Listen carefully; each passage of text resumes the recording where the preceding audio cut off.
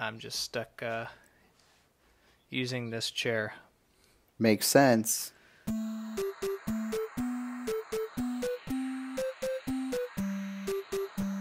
Welcome back, listeners, or if you are new, welcome to the Digital Divide podcast. I am Justin Fry. And I am Joshua Charletto.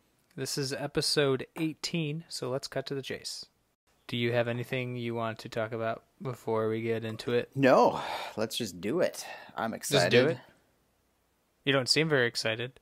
I'm so sorry. I'm so excited. There you go. See? Now that sounds more excited. Now I'm 100% convinced. But I just wanted to talk quickly about the iPhone event coming up September 12th. Oh, yes. I know you were really... I may not sound excited for this podcast, but I am very excited for that. Well, Josh, why would you be excited? Are you due for a new phone? I am due, but that's not why I'm excited. It's an Apple event. That's why I'm excited. I always get excited about Apple events. Luckily... I'm trying to think what's going on that day. I'll be at work, unfortunately, so I can't be a nerd and take a day off and watch it. You're gonna be an adult this time. I'm gonna be an adult this time. Listen, I like it. It was fun taking off for the dub for WWDC, so I enjoyed it. But now it's going to be interesting because I too am excited for this event, not just because the new phone may or may not. Obviously, it's more than likely, but the new phone will be announced, but mainly just because it's another event in the new building, so it's exciting. Oh, there will be a new phone. There's no doubt about that. Yeah, so for those who don't really follow much and are just really looking for the new phone, there isn't anything solid other than rumors right now, but you could expect a new iPhone 10. That's expected, or iPhone X, however you want to pronounce it. 10. Yeah, exactly. It's an iPhone 10. But they're also including like what was supposed to be the iPhone 10 Plus, which will be a bigger screen. I think it's like 6.7, something ridiculous. So it's going to be a massive edge-to-edge, supposedly, of course. And then they have like an economical, and I'm using this in really loose quotes, air quotes, but the iPhone 9 or whatever it's going to be called is supposed to have a LCD screen. So for those who don't know, the iPhone 10s have an OLED. So instead of it being backlit around the edges, really like projecting light to light the pixels, it's like individually lit. So you can essentially shut light off, shut on to one for a better picture, but mainly for like battery consumption, et cetera, et cetera. Anyways, the LCD screen's cheaper, so that will basically make it a lot cheaper for anybody to buy the product instead of having to sell their third child for the iPhone 10 2 or whatever the heck it's going to be called. But it's also supposed to be 6.1 inches, or supposedly. So you're going to get a bigger phone, because if anybody's ever had Android phones, pretty much the standard size now is roughly around that for all Android phones. So Apple's just trying to, I think, boost the screen real estate for the new phones and pull in some new people, if anything, or just get the regulars to start buying the same product over and over again. So a couple things I want to mention. Lots of stuff. Lots of other phone developers, makers, creators, sellers, something. They've all used OLED screens, as you pointed out and talked about what they are. The reason Apple has never really done it en masse is because they couldn't get them created en masse for themselves from other companies, which usually they use Samsung to do that. So now they will actually be able to get it, I guess, it seems, since the rumors are that they're going to put it on the entire line of phones, in theory, except for that economical one that you're talking about. Yeah. I'm both excited and worried, which is stupid, but I am, for this year, since we may be up for an upgrade. We are going to be up for an upgrade. I'm just not sure if I'm going to stick with my phone anyway. If we end up upgrading, I'm a little worried and excited because the new phones are going to be exciting. However, I really, really protest dropping $1,000 on a phone. Like, I do not have $1,000 to be dropping on a phone. So You also have kids, priorities. The problem is if they make it like the iPhone 10, which was $1,000, I don't know. I don't know what I'm going to do then, because I'm going to want the new hotness, but what I'm going to want is not going to matter. Yeah. So, yeah. It's always a difficult situation when you're talking about wanting the new phone, but it is. You're talking about a device that is small enough to fit in your pocket and yet is priced the same as devices quadruple the size. So, yeah. with longer battery life and massive processors, and it's just, I understand the engineering that goes into it, and yeah, I understand more than anybody the value of Apple products and the way that they build them, both software and hardware, to be working together and blah blah blah. That doesn't mean I want to drop $1,000 on my new phone. So it's going to be a tough call. It's going to be a really tough call, because that even the economical one, it sounds like they're going to be building a lot of the same technologies in. So does that mean that's going to be like an $800 phone? I still have trouble with that. Yeah, and it's still expensive. I mean, you're talking economical for Apple being $800 is still expensive. So yeah, that's crazy. Android phones you can get, and I'm not trying to say Android phones are the way to go. I'm just playing the other side. But I mean, you can get a decent Android phone for much less than that. But okay, wait a minute. That's not. Hold on. Wait, what do you mean, hold on? Flagship phones from Android developers are in the same bracket, because they... No, not yes. Okay, flagship, yes, but not yes, like they... that's what I'm saying, is that the Apple phones are flagship phones, so they're going to be in the same bracket. But yes, you can get an economical Apple phone, too. They always use last year's model. Yeah. But I have something that's comparable already, so why would I do that? That's silly. Do you have the 8 or 7? I have the 7. Okay, that's right. You have the 7. I remember that. So... I mean, hypothetically, you could get the 8 if you wanted, but that'd be silly. Like I feel like. No, I agree with you. It would be really silly. It'd be silly for you to wait for the 8 because it gets cheaper, and then if your phone, there's nothing wrong with your phone other than the want of having a new one. Well, that and battery life is getting a little rough. Yeah. I mean, I can deal with that. It's not a big deal. Yeah. Or get my battery replaced for pretty cheap. Does your wife have the same? Yeah, she has a 7 too. Okay. The thing is that I was very excited due to randomized and ridiculous circumstances from buying the 7 this last time, or 2 years ago, I should say. I haven't had the Plus in a long time, and I was very excited to consider doing the Plus as my new phone, which still is very expensive in and of itself. However, that was my goal. I wanted that giant size phone. But if the starting point for the new phones that aren't the hampered economical ones are $1,000, I don't know. It's going to be probably a deal breaker for me. So yeah, we'll see what happens. Yep. What is that, the 12th? Yeah, September 12th. So all those who were interested or looking, I know my wife is looking for a new phone. She's in the same situation with you. She has a 7, so... Sure. She's definitely getting a new phone. That's just, unfortunately, when we're both Apple enthusiasts, and I have no room to talk because I have an iPhone 10 in my hand. I don't see us not getting the phone this year. We're definitely going to get whatever phone. Lord knows what or a kidney I have to sell for the iPhone 10 Plus 2 or whatever the heck it is, but. We'll make it work. We always do. But yeah, September 12th. It should be just basically phones that they talk about. I'm sure they might sneak in something about the watch. Who knows? So just stay put. If you're looking at buying a phone, wait, because you never know what will come out. You might want the brand new phone. You might want to wait and see what the 8 iPhone 8s get put at. I'm sure it'll be like $100 or $200 cheaper. So just hang tight. Don't get anything until at least you hear what happens on September 12th. So do it. Good times. Okay. So my news article, because that was your news article, right?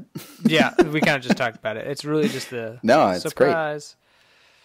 Great. My news article is not as interesting, probably, but there was a new Spider-Man game that got dropped this last week. And it's got great reviews because it's actually created by Marvel using a developer. So that's kind of cool. I always appreciate when the actual owners of the franchise make the game because they care about Spider-Man, obviously, Marvel. So it's got pretty good reviews right now, and it's pretty exciting. With that said, I put in the show notes a little article from Polygon, which is a game blog website. Fantastic website. Yeah, I really like them. They did like a retrospective on all of the Spider-Man games over the years from 8-bit on Nintendo all the way up through the current one. So it's kind of an interesting article just to go back and see how it's evolved and where they made misses and where it was great. And kind of go down, if you've ever played any of them, some nostalgia and enjoy reading about it. So just kind of a neat little article. Lots of history there. So take a look. I remember, I hope you don't mind me talking about this, but the Neversoft Spider-Man, the one that came out in 2000, I think it was on PlayStation. Yeah, that was a good one. Yeah, I played a lot of it. That was actually my favorite, and I think that is probably the last one I played, because I don't think I played anything else after that, Spider-Man-wise. The one that I played the most, I would say, was on Super Nintendo, and it was a go right, beat up guys game. You know, where you just keep going right and keep beating up more guys. It was like an arcade, like the old Ninja Turtles games. Oh, you're talking about the one that's like the Amazing Spider-Man and Captain America? No, it was like different. Yeah, it was like Carnage. It was in the title or something. I don't even remember, but it was great. It was so much fun, and my friend and I played that for hours and hours. So, yeah, I think I've voiced my opinion about this before, but I like Spider-Man, but I'm more excited now with the Venom movie coming out, so we'll see. Are you excited about that? I'm not excited at all. I love Venom. It's one of those, and see previous episodes.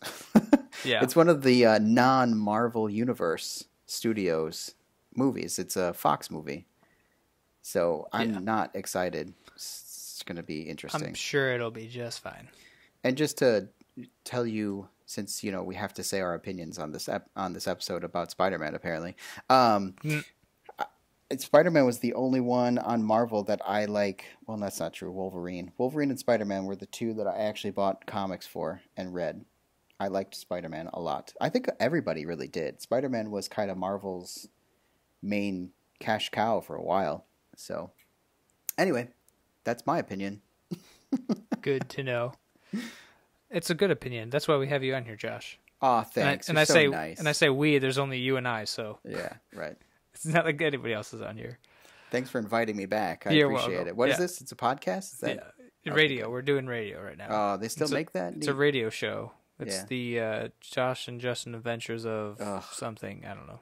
It sounds catchy and very popular, I'm sure. Yeah, I'm sure. So I have a little bit of follow-up really quickly because I don't want to talk too much about it because I know you love strategy guides.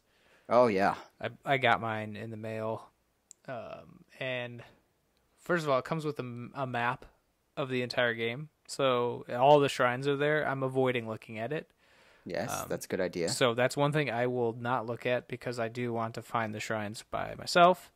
I've only had to use it once already, but it was because I was doing the last Divine Beast, and for some reason I couldn't kill the Fireblight Ganon.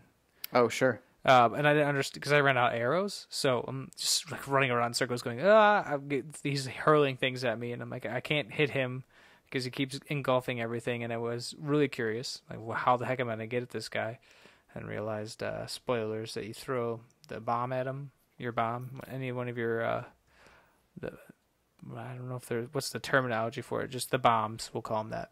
Yeah, there's and you throw two different kinds, but they're both bombs. Yeah, either way, he'll suck it in and you blow him up, blah, blah, but yeah, I only had to use that for that, but otherwise it looks really cool, the art's awesome, on the back it has all the armor, but it doesn't tell you how to get it, you have to look somewhere else, but it has like all the artwork in it, it's really fantastic. That's cool. And it's huge. The cover looked neat.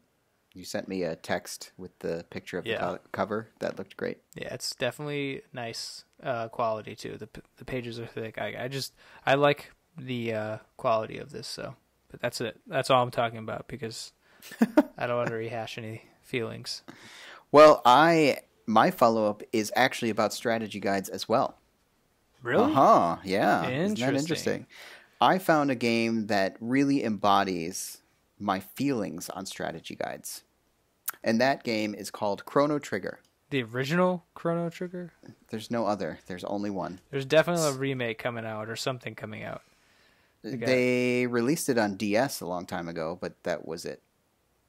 So Chrono Trigger is a great Super Nintendo game from a long time ago, and it's amazing. Look it up. It's fantastic. Yeah. Justin, I recommend it to you because there's no grinding, and it's like a 20, 25-hour game if you take it real easy and go real slow. So you can really push through that game real fast if you really want to. Huh. So it's very quick, good story. One of the best RPGs what from a long rating time is ago. It? What does that mean? Like M or? Yeah, it's asking me for my date, my birth date. What kind of Blarney is this? I don't know. I don't know why I'd be doing that. Anyway, it's a role-playing game from a long time ago on Super Nintendo. Anyway, the point is that that game, to play through everything and get every single ending, because there are 13 endings to that game. My God. I recommend having a strategy guide. Now, I don't recommend it for the playthrough the first time. I recommend it after you beat the first time the game and then playing through to get all 13 endings. That would probably be right where I feel like a strategy guide really fits in and makes a lot of sense to me. So that's a great example. I like when games have all that extra content to go through once you've beaten the game. Yeah. And that's a great example of it. Square Enix made this? Yeah. Holy cow. It's like... I know a lot of people like rolling over in their graves, like, oh my God, this kid's talking about... It's a Square game. Yeah. It's one of those games that you kind of think about and you say, how did this ever happen? Because it was the guy who draws the art for Dragon Ball, combined with Square, combined with... it was like a special composer who's done other things. It was like this combination of companies to make this game. And you're like, how did they actually produce this? And how is it this good? So it's pretty amazing. It looks good.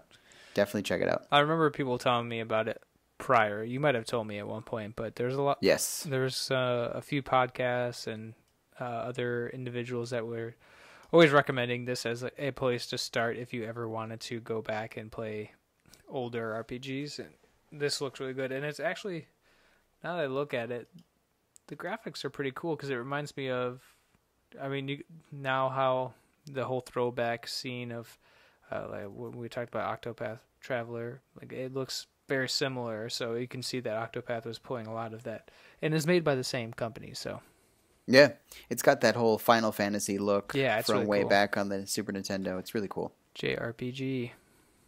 That's what it's claiming it is. It is, 100%. It's probably one of the paragons of that genre. Yeah, cool. So, well, our topic this week is interesting. I hope so. Because I don't know where this really started for me, but somebody was asking me, oh, well, we were out somewhere and they were like, oh, let's split this. And I said, well, I don't have any cash on me. And they said, what do you mean you don't have any cash? I said, I'd never carry cash on me. I don't think, like, I have no use for it. The only times I ever use cash is if I'm going to some place that I guess doesn't accept all of our wonderful digital payment methods. So what I'm referring to really is within, I'd say, what, five or so years, there's been a shift in how you can pay. What? You're trying to cut me off.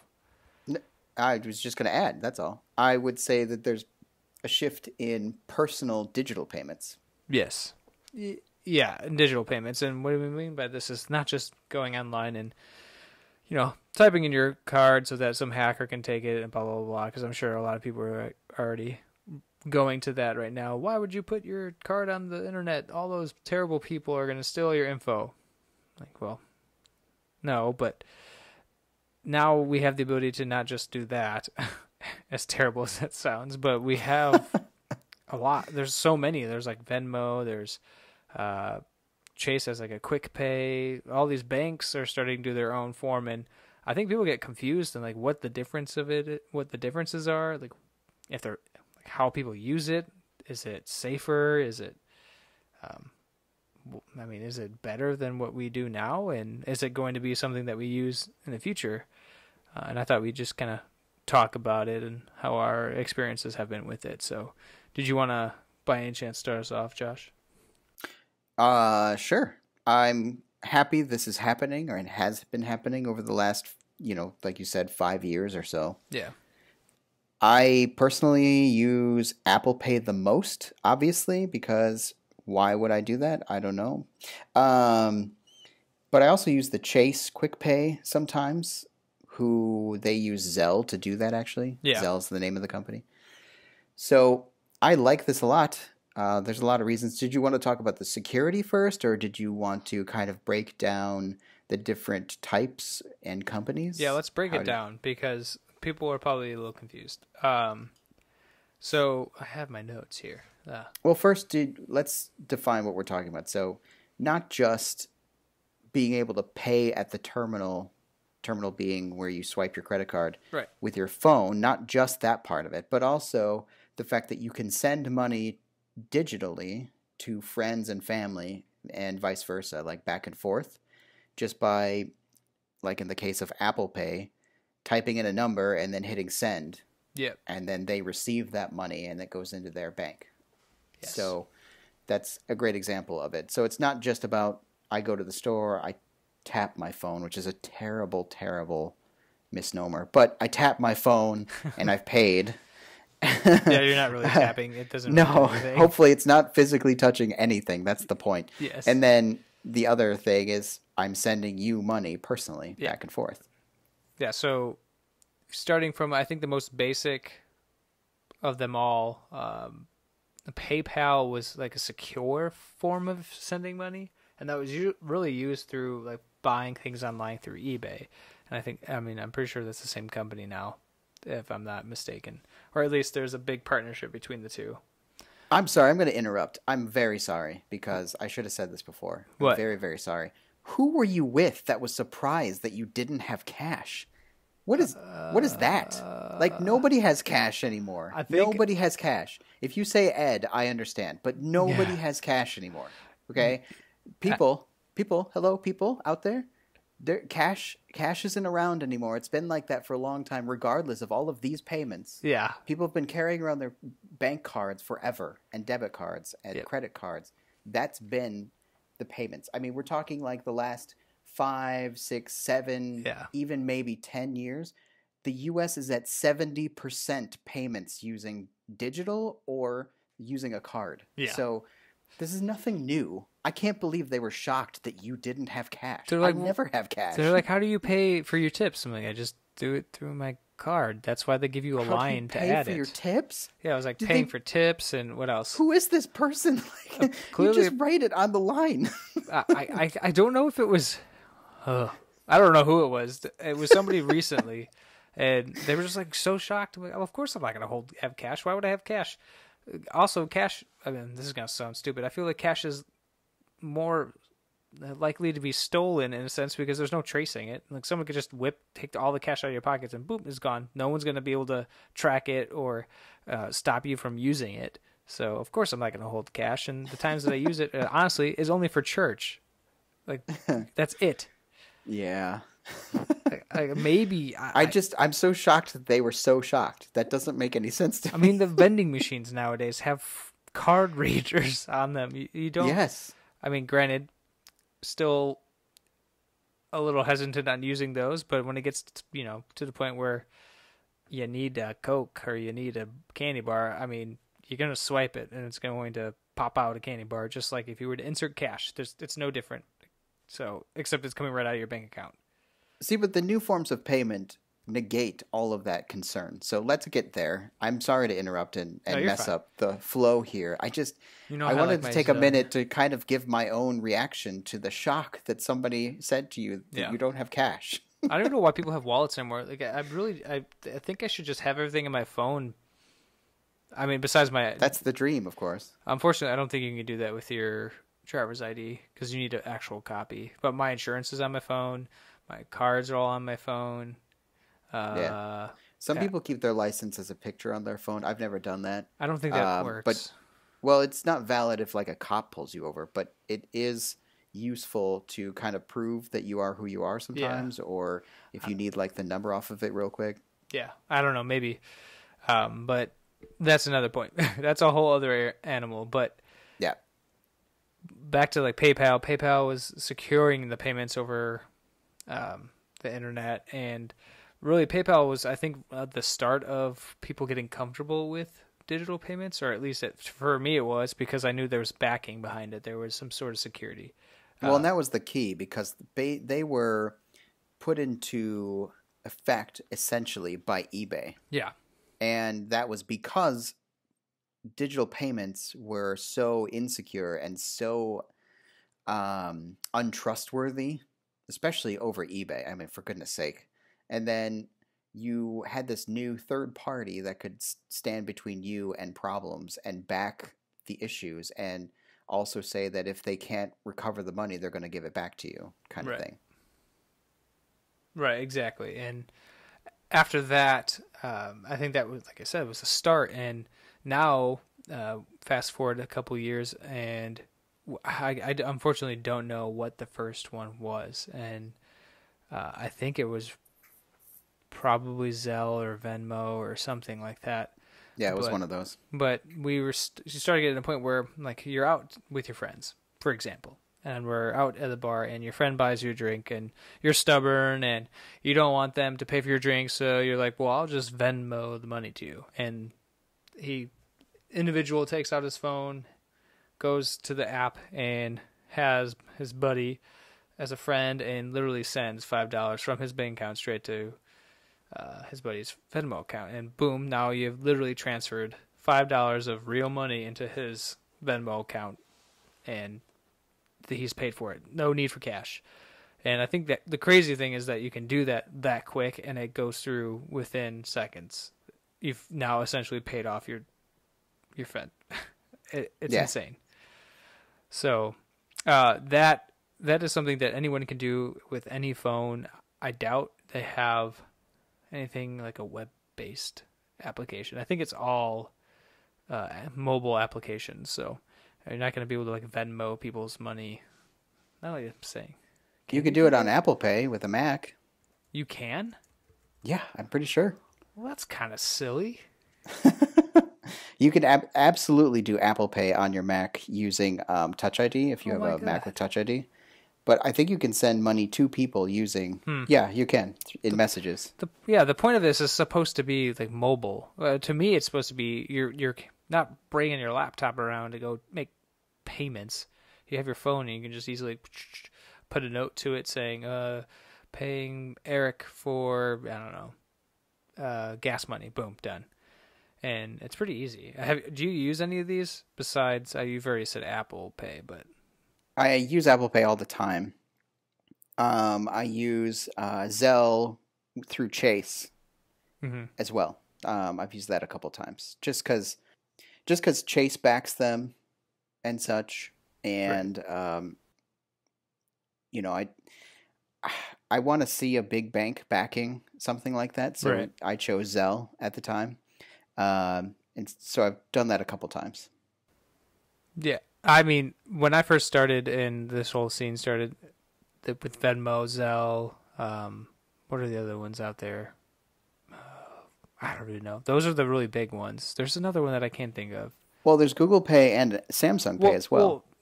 I'm excluding that because they're not, to my understanding, that you're not using those, and that we're talking about Apple Pay, Samsung Pay, Google Pay, because it's no longer Android Pay. And those are similar situations, but you can use those to pay at the terminals, like you said before. Like if I would go to Jewel or Aldi or somewhere else, you can go ahead and pay with your phone. No, they also have the Insta Send to people as well, built in. Was that recently? Was that with the... I wonder if that was with the but the emergence of like these quick payment applications. I wonder if they added that. It was around the time that Apple started doing theirs, and Zelle was really big. Yeah, so Samsung does it, and Google Google has their Google Wallet, so they do it Yeah. too. Yeah, so I mean, look at that. You have over 5 ways of sending money. Whether if your friend's on Venmo or your friend's on has an iPhone and has hooked up their Apple Cash or Apple Pay account, you can easily send something to them. Justin, why would they want to do this? Yeah, that's a good question. Well, why would you want to send it? I do it because it's easy and I don't carry cash, so this makes it's like a direct transfer from my bank account to your bank account. So, Well, I could see why you and I and other people in the world would want to use this, but why would the big companies want to set this up for their customers? because that you would, well, there's an easy answer for this if you just look at the banks. I mean, if your bank allows you to use or provides, or a bank that you don't have provides one of these features, so like BMO with People Pay and Chase with Quick Pay, like 'cause people are more interested to, or at least trying to get them more interested in using those services, signing up with the bank and having the ability to do so, and having, like you said earlier, the backing, making sure that they feel comfortable Right. and they're more secure. It's a bank; they can't screw you. Like that is what I think a lot of people want to go towards, and I don't know, because to be honest, my opinion is I would rather use the banks than use like Venmo or Zelle or anything like that, because I don't feel comfortable attaching my account to a third-party application that specifically Venmo, that is basically a social network and people can see you send money. I think that is the only application Venmo out there, only application out there, which is Venmo, that allows you to literally see people send each other money, and you could comment or like it. Like, why? Why? I totally agree with that being weird and uncomfortable. I will say that the one thing I wanted to point out was that the banks aren't doing this and the companies aren't doing this out of the goodness of their own hearts. They also get to shave a slice off every time you send a little bit of money. So they get, like Apple, every time they get a transaction or send a transaction, they get 0.0 something percent or 0.1%. But it I don't doesn't know what the affect the percentage. consumer, though. Because, well, at least for Apple Cash, I don't see an effect, or People Pay with BMO. It's like a direct wire transfer, and there's no Yeah, you fee. get the full amount, but basically they're facilitating, and that's why the deal was so big and so groundbreaking, is that they made deals with all these banks and credit cards. And To clarify, we're talking about Venmo, right?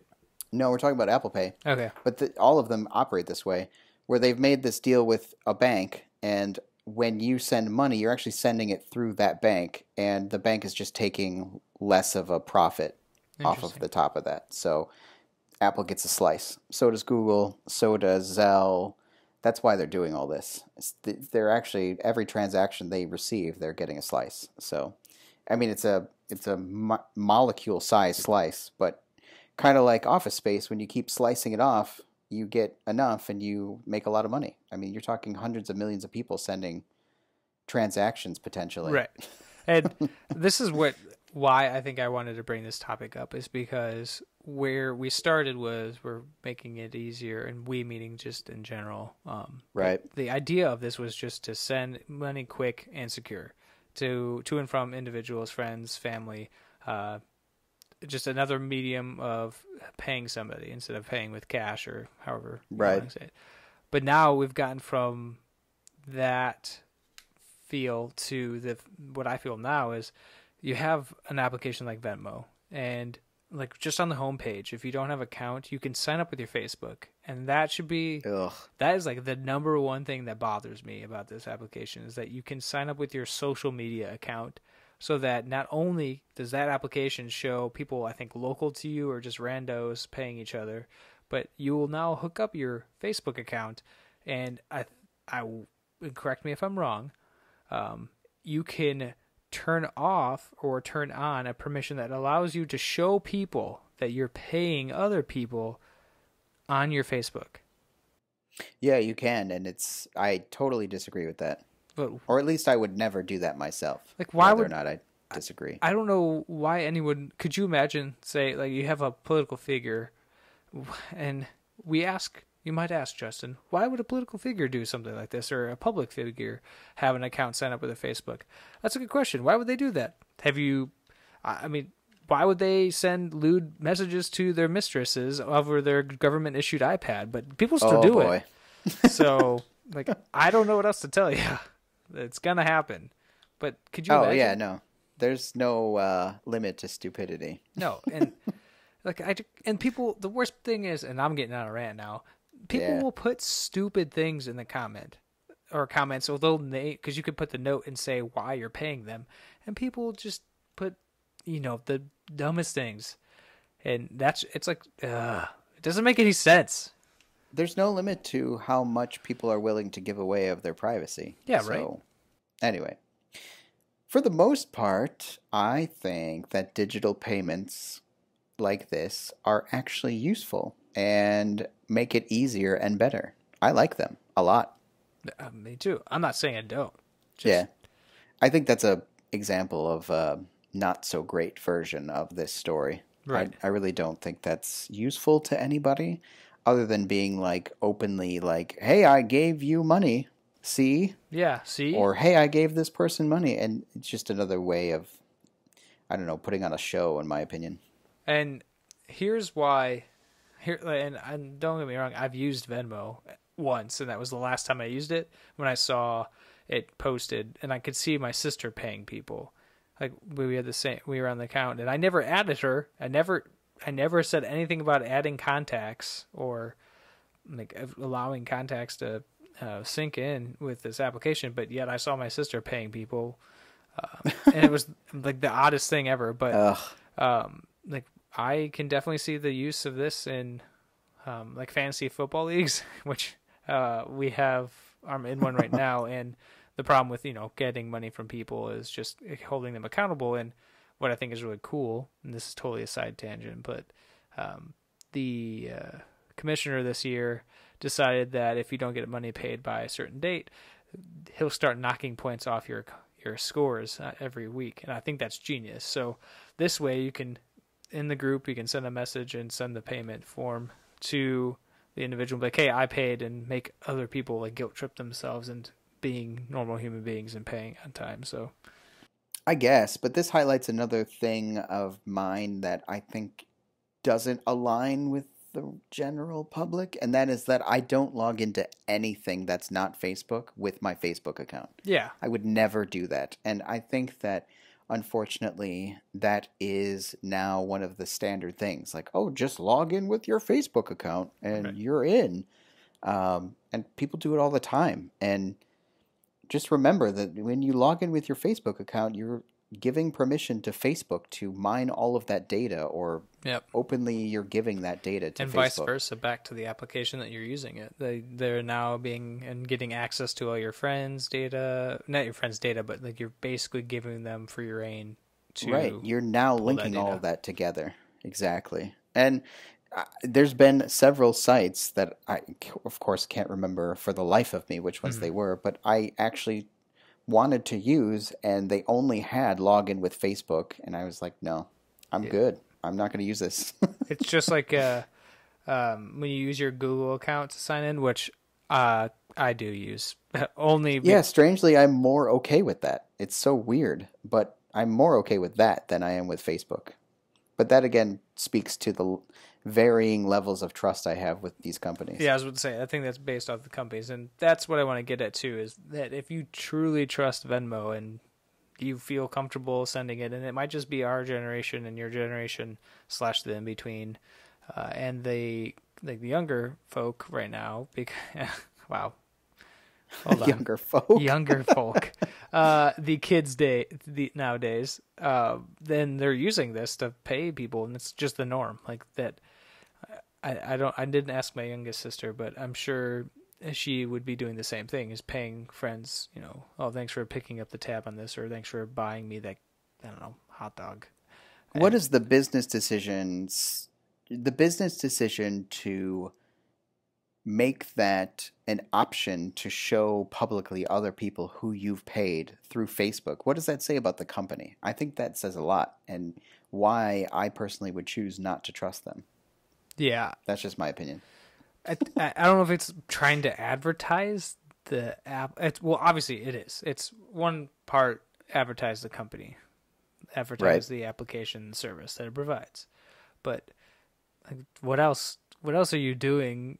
I mean, I could just imagine, like I said earlier, just someone's trying to be discreet of paying somebody for something, whether it's a good thing, like a surprise birthday present or something. And of course, they have notifications on, and the whole world sees it. You can never undo that.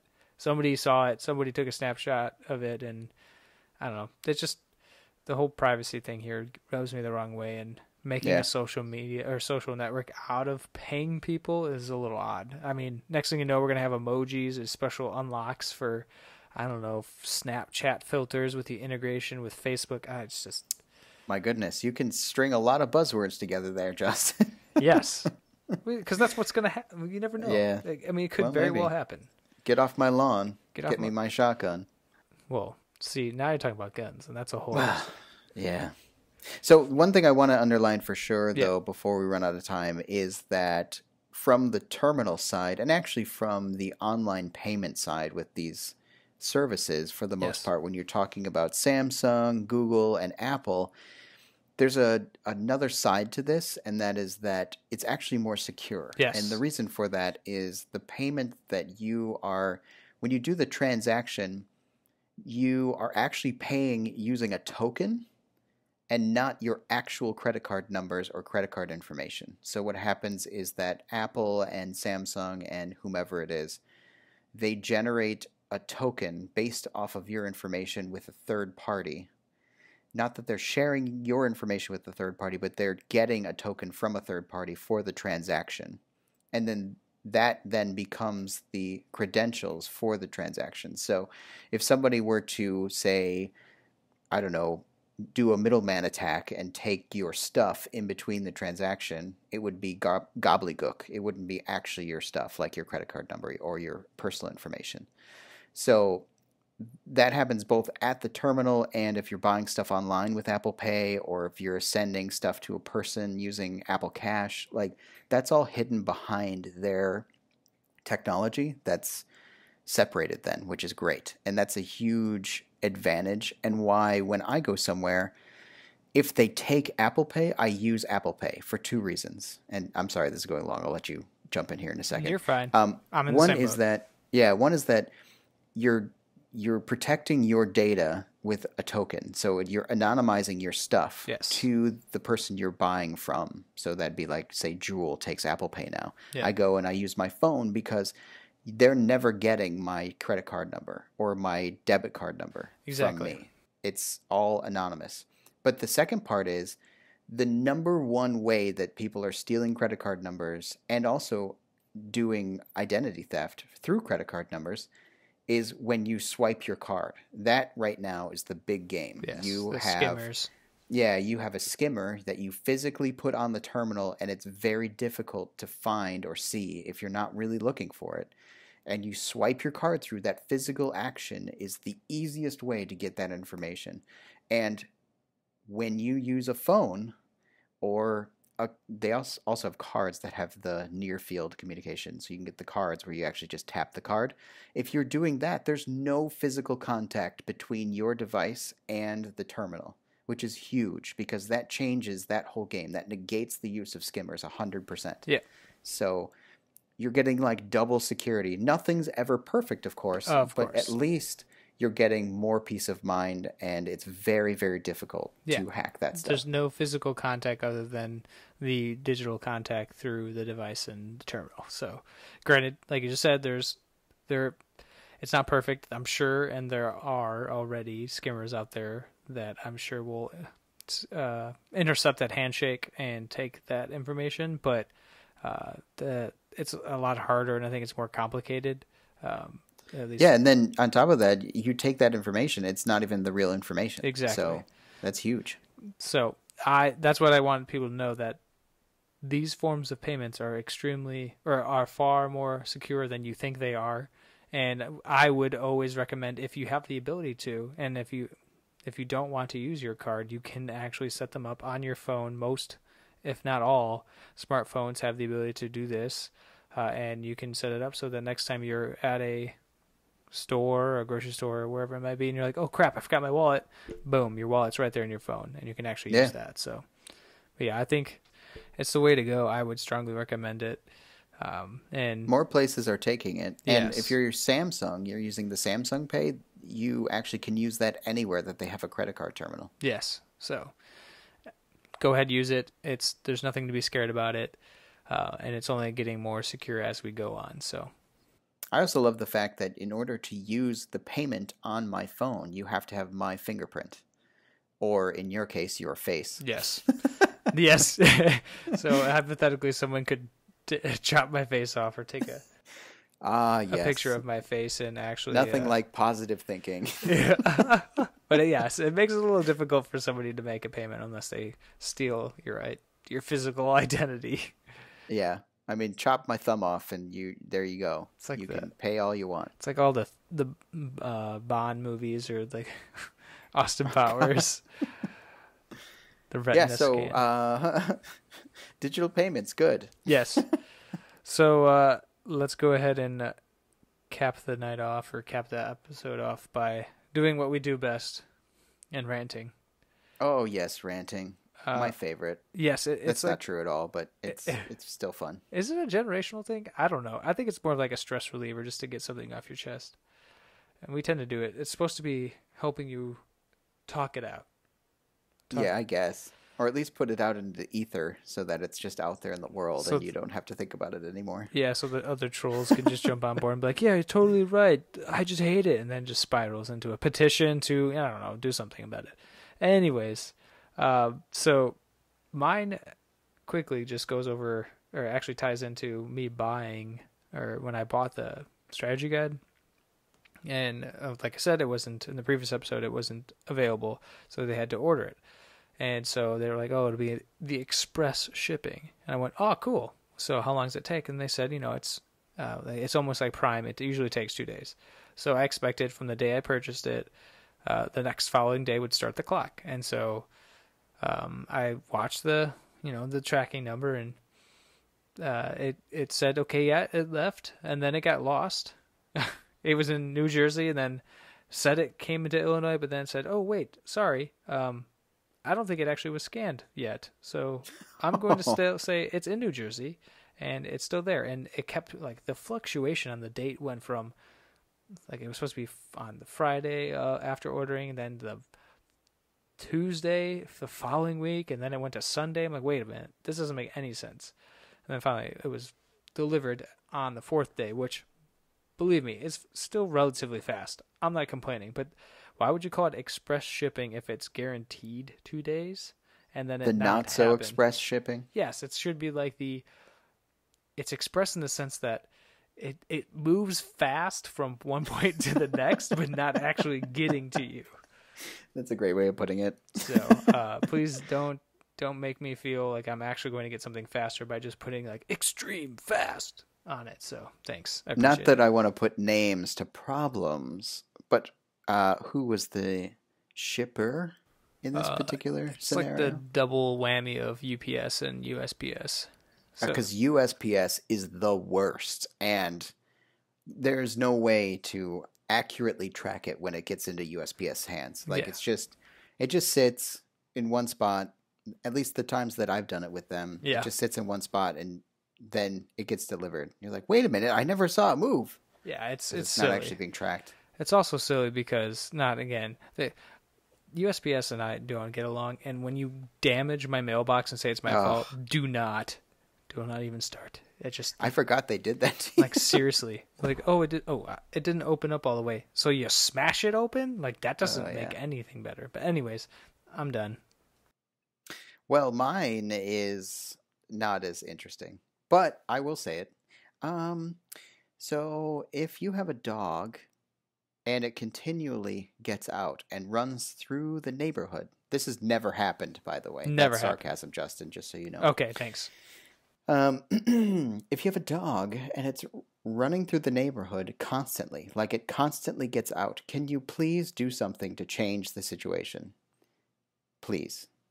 And then also, if people are nice enough to collect your dog and then call you about it, it might be worth going out of your way to collect your dog after they have gotten it for you. Oh, man. Not to say, can you bring it to blah place? And then they have to bring it to you. That's inconveniencing the person that was nice enough to collect your dog. Yeah. I'm not really talking about us 100%. That's happened to us one time with this one dog. But also the neighbors constantly are doing it as well with this dog. So, and they call the person and the person just grumbles and says, yeah, bring it by. And it's like, wait we're doing you a favor. Yeah, exactly. Like, why are you getting angry at us if we're trying to help you out? So the point is, control your dogs. They're your dogs and your responsibility. You made a choice. Enjoy. So that's my rant. End rant. Very nice. Eloquent. Yes, very eloquent. Thank you all for listening to our 18th episode. You can follow the show on Twitter at DigitalDividePC or send us feedback by sending us an email to askdigitaldivide@gmail.com. You can get all this information also if you go just to the website, www.digitaldividepodcast.com. And additionally, you can follow us, if you like us that much, on Twitter at JustinFry121. And Josh, where can people find you? You can follow me on Twitter at JCharletto. That's my first initial last name, JCIARLETTO. Or you can send me an email at josh@charletto.com. There's no H in his name. Correct. No H. If you like this episode or any of our other episodes, give us a review on iTunes or anywhere you are listening to podcasts. And until next time, take care. Bye.